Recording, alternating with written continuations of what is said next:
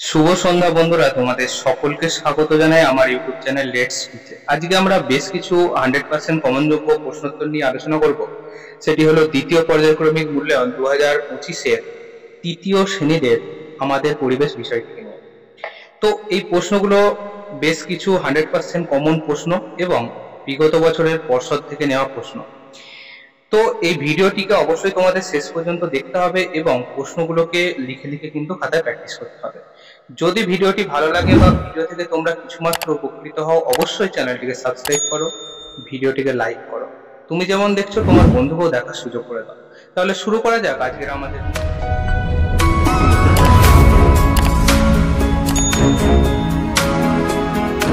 তো তোমরা সকলেই জানো যে তোমাদের যে পরীক্ষাটি আছে তার পূর্ণমান 20 এবং সময় হচ্ছে 40 মিনিট। তো এই জায়গাটিতে কি আছে, এই জায়গাটিতে পরীক্ষার্থীদের নাম অর্থাৎ তোমার নামটা সুন্দর করে লিখবে, বিদ্যালয়ের নাম লিখবে এবং ক্রমিক সংখ্যা তোমার রোল নম্বরটাকে লিখে দেবে। ঠিক আছে, চলো এবারে প্রশ্নপত্র পর্বে আসি। একের দাগে যে প্রশ্নটি বলা হয়েছে, দেখো বলা হচ্ছে যে সঠিক উত্তরের পাশে টিক চিহ্ন দাও। কি বলা আছে কয়েকটাই, খেলোয়াড়দের পোশাককে বলে অ্যাপ্রন, জার্সি নাকি রেনকোট। তাহলে আমরা কি জানি অ্যাপ্রন কাদের পোশাক হয়? অ্যাপ্রন মূলত ডাক্তারদের পোশাক হয়, যেটা সাদা পরে থাকে ওরা। রেনকোট আমরা কখন ব্যবহার করি? বর্ষার সময়। তাহলে সঠিক উত্তরটি কি হবে? জার্সি। খেলোয়াড়দের পোশাককে বলা হয় জার্সি, তাহলে জার্সিতে টিক চিহ্ন দেবো। মাটির জিনিস যারা তৈরি করেন তাদের কি বলে? কুম্ভকার, কৃষক, কর্মকার। আচ্ছা, প্রথমে দেখে নিই কৃষক। কৃষকের কাজ কি? চাষবাস করা। কর্মকার অর্থাৎ কামার, যারা লোহার জিনিস কাজ করে। তাহলে কুম্ভকার মানে হচ্ছে একেই কুমোর বলছে, যারা মাটির জিনিস তৈরি করে। তাহলে কুম্ভকারের কাছে আমরা টিক চিহ্ন দেবো। গভীর খাদ দেখা যায় সমভূমিতে, মালভূমিতে, পাহাড়ি অঞ্চলে। গভীর খাদ মানে অনেক গভীর গর্ত। তো মালভূমি এলাকাতে দেখা যাবে না, কারণ মালভূমি হচ্ছে এবড়ো খেবড়ো উঁচু নিচু ভূমি।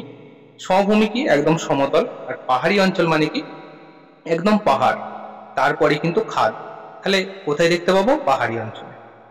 ভিজে জামা কাপড় তাড়াতাড়ি শুকনো হয় শীতকালে, গ্রীষ্মকালে নাকি বসন্তকালে? দেখো, ভিজে জামা কাপড় তাড়াতাড়ি শুকনো হয় কোন কালে? আগে আমরা জেনে নিই যে ভিজে জামা কাপড়ে যে জলটা থাকে এবং পরিবেশে যখন জলের চাহিদা কম থাকে, অর্থাৎ পরিবেশটা বা বাতাসটা যখন শুষ্ক হয় তখন কিন্তু তাড়াতাড়ি শুকোয়। আমরা কখন জানি যে পরিবেশ বাতাসটা শুষ্ক হয়? শীতকালে। কারণ এই সময়ে বাতাসে যে শুষ্ক ভাব থাকে তার কারণে আমাদের হাত বা পায়ের পাতা ফেটে যায়। তাহলে সঠিক উত্তর হবে যে ভিজে জামা কাপড় তাড়াতাড়ি শুকোয় শীতকালে।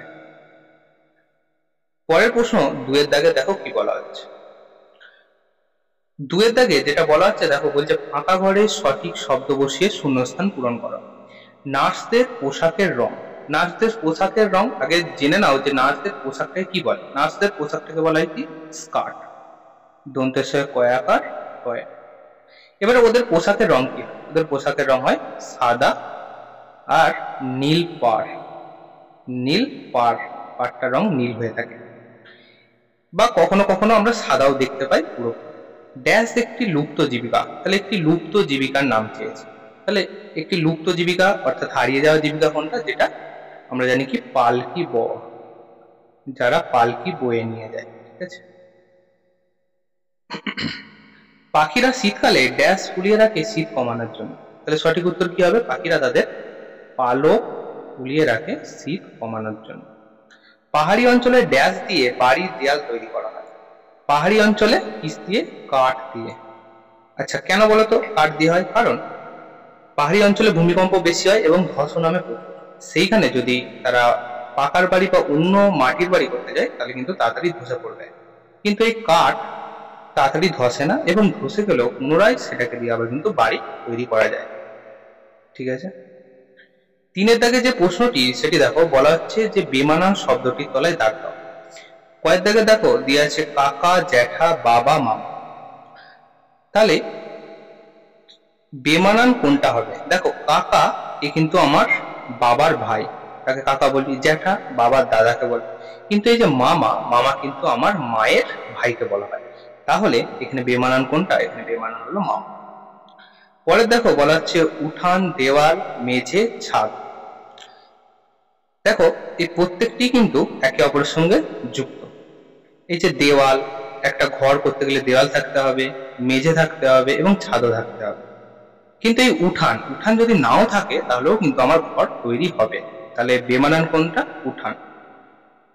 পরের বলছে কাঁথা, সুতো, কম্বল, চাদর। তাহলে এদের মধ্যে কোনটা বেমানান? দেখো, কাঁথা আমরা শীতকালে ব্যবহার করি, কম্বল শীতকালে ব্যবহার করি, চাদরও আমরা শীতকালে ব্যবহার করি, কিন্তু সুতো তো শীতকালে ব্যবহার হয় না। তাহলে সুতোটাই হলো এখানের মধ্যে বেমানান। পরের বলছে গোয়াল ঘর, শোবার ঘর, রান্নাঘর নাকি খাবার ঘর। দেখো, আমাদের যে ব্যবহারযোগ্য অর্থাৎ মানুষের ব্যবহারযোগ্য ঘরগুলি হলো শোবার ঘর, রান্নাঘর এবং খাবার ঘর। গোয়াল ঘর, গোয়াল ঘরে কারা থাকে? গরুরা থাকে। তাহলে এই গোয়াল ঘরটাই হলো পুরোপুরি একটি বেমানান শব্দ। চলো এবারে 4 নম্বরের প্রশ্নটা দেখো। 4 নম্বরের প্রশ্নে বলা হচ্ছে নিম্নলিখিত জিনিসগুলোর চিহ্নের সাহায্যে প্রকাশ করো। তাহলে একটা চিহ্ন দেখিয়ে আমাকে দেখাতে হবে। প্রথমে দেখো বলছে বাড়ি। তাহলে বাড়ির যদি আমরা চিহ্ন দেখাতে চাই তাহলে কি করব? আমরা ছোট্ট বাড়ির ছবি যদি তৈরি করি তাহলে কিন্তু হয়ে যায়। এইভাবে আমরা দেখে দেবো বাড়ি। পুকুর, পুকুর দেখাতে গেলে কি করব? একটা গোল মতো করব, করে তার মাঝখানে জলের মতো দেখিয়ে দেবো, তাহলে আমার পুকুর হয়ে গেল। পরেরটা দেখো বলা হচ্ছে দরজা। তাহলে দরজা হলে কি হবে? দরজা হলে আমরা জাস্ট একটা দরজার মতো ছবি এঁকে বুঝিয়ে দেবো যে এটা একটা দরজা। ঠিক আছে। পরে দেখো বলছে সিঁড়ি। তাহলে সিঁড়ি দেখাতে গেলে আমাদের কি করতে হবে? একটা ধাপের মতো দেখো। ঠিক আছে, আমরা একটা ধাপ এঁকে দিই, এরকম ভাবে একটা ধাপ। এখন আমরা 5 নম্বরের প্রশ্নের পর্বেতে আসি। 5-এর কি বলা হচ্ছে যে ক স্তম্ভের সাথে খ স্তম্ভর মিল করো। প্রথমে ক স্তম্ভে কি কি আছে দেখো। ক স্তম্ভেতে যেটা আছে দেখো, ঘাস আছে, জীবিকা আছে, সুকুমার রায় আছে এবং ডাকঘর আছে। খ স্তম্ভে কি কি আছে দেখো, ঠিকানা, আবোল তাবোল, মাদুর এবং ব্যবসা। তাহলে ঘাস, তাহলে ঘাসের সাথে কি হবে? ঘাসের সাথে হবে মাদুর, মাদুরের সম্পর্ক আছে। জীবিকা, জীবিকার সাথে কি হবে? জীবিকা হবে ব্যবসা। সুকুমার রায়, সুকুমার রায়ের সাথে কার হবে? আবোল তাবোল হবে। আর ডাকঘরের সাথে কি হবে? ডাকঘর হবে ঠিকানা। ঠিক আছে, তাহলে আমরা ক স্তম্ভ এবং খ স্তম্ভ মিলিয়ে নিলাম। 6 দাগের প্রশ্নটা দেখো, বলছে নিচের প্রশ্নগুলি সঠিক উত্তর দাও। বলছে সিনথেটিক উল কি থেকে তৈরি হয়? সিনথেটিক উল কি থেকে তৈরি হয়? আমরা জানি খনিজ তেল থেকে, অর্থাৎ খনিজ তেল থেকে সিনথেটিক উল তৈরি হয়, তাকে রাসায়নিক ভাবে পরিশোধন করে তবে পাওয়া যায়। তাহলে আমরা এখানে লিখে দেবো খনিজ তেল। আদিম মানুষ কোথায় বসবাস করত? আদিম মানুষ আগে কোথায় বসবাস করত? গুহাতে বসবাস করত এবং বনে বসবাস করত, গাছেতে উঠে থাকতো, রাত কাটাতো। পরের বলছে যাযাবর কাকে বলে? ঠিক আছে, তাহলে যাযাবর কাকে বলে? বলবো যারা খাবারের খোঁজে এক স্থান থেকে অন্য স্থানে ঘুরে বেড়ায়, তারাই হলো যাযাবর। ঠিক আছে, চল পরের প্রশ্ন দেখো। বলা হচ্ছে ঘরের যেখানে বেশি ভূমিকম্প হয় সেখানে বাড়ি কি দিয়ে তৈরি হয়? যেখানে বেশি ভূমিকম্প হবে সেখানে কি করতে হবে? আমাদের কাঠ দিয়ে বাড়ি তৈরি করতে হবে। পরে বলছে মৌমাছি কোথায় বাস করে? মৌমাছি কোথায় বাস করবে? তার মৌচাকে, তাই না? মৌচাকে বাস করে। পরের বলছে পিনকোড আসলে কি? পিনকোড যেটা আমরা লিখি 6 ডিজিটের অর্থাৎ 6টি নম্বরের, পিনকোড হলো আসলে পোস্ট অফিসের নাম্বার। পোস্ট অফিসের নম্বর, এটা আমরা লিখে দেবো। ঠিক আছে, চল পরের প্রশ্ন দেখো। বলা হচ্ছে 7 দাগে টিকা লেখো, পরিবারের শাখা পোশাকা এবং নির্মাণ শিল্প।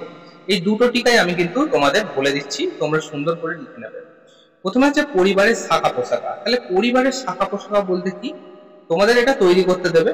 যেমন ধরো প্রথমে তোমার কি আসবে? দাদু আসবে। ঠিক আছে, দাদুর সাথে বিয়ে হলো ঠাকুমা, এখানে আমরা ঠাকুমা লিখে দেবো।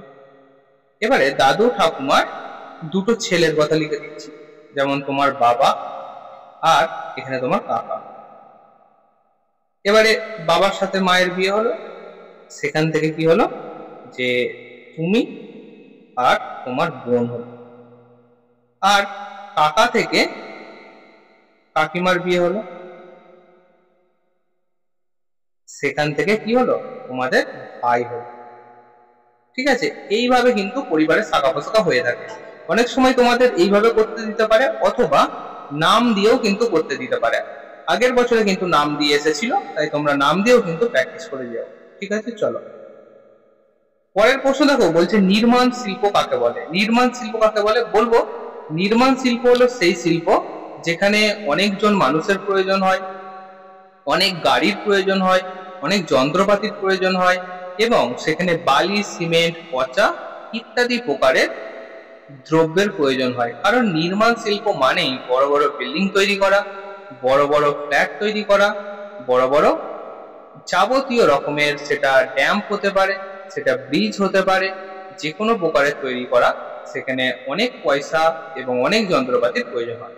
একেই নির্মাণ শিল্প বলে। এবার নির্মাণ শিল্পের যদি উদাহরণ চাই, তাহলে আমরা কি বলবো, বাড়ি নির্মাণ, ঠিক আছে, রাস্তা তৈরি,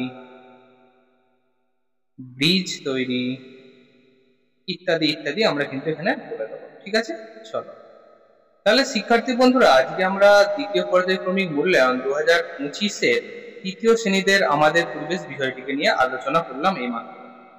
তো এই প্রশ্নগুলো 100% কমনযোগ্য প্রশ্ন এবং খুব খুব গুরুত্বপূর্ণ প্রশ্ন। এগুলো তোমরা লিখে লিখে প্র্যাকটিস করবে। অবশ্যই যদি ভিডিওটি ভালো লাগে তো চ্যানেলটিকে সাবস্ক্রাইব করো, ভিডিওটিকে লাইক করো। তুমি যেমন দেখছো তোমার বন্ধুকেও দেখার সুযোগ করে দাও, তাদের মধ্যে শেয়ার করে দাও। তাহলে দেখা হচ্ছে অন্য কোনো ভিডিওতে, অন্য কোনো দিন। After all, thanks for watching. Best